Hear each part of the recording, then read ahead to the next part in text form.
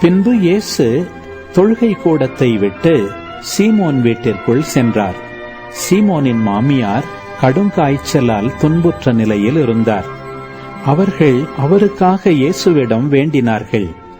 இயேசு அவர் அருகில் நின்று காய்ச்சலை கடிந்து கொள்ள அது அவரை விட்டு நீங்கிற்று. உடனே அவர் எழுந்து அவர்களுக்கு பணிவிடை செய்தார். கதிரவன் மறையும் நேரத்தில் எல்லாரும் தங்களிடையே பற்பல பிணிகளால் நலம் குன்றியிருந்தோரை அவரிடம் கூட்டி வந்தார்கள். அவர் ஒவ்வொருவர் மேலும் தம் கைகளை வைத்து அவர்களை குணமாக்கினார். பேய்களும் நீர் இறைமகன் என்று கத்திக்கொண்டே பலரிடமிருந்து வெளியேறின.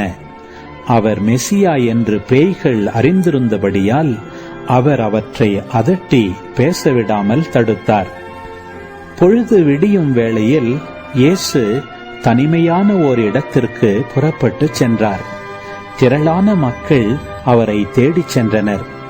அவரிடம் வந்து சேர்ந்ததும் தங்களை விட்டு போகாதவாறு அவரை தடுத்து நிறுத்த பார்த்தனர்.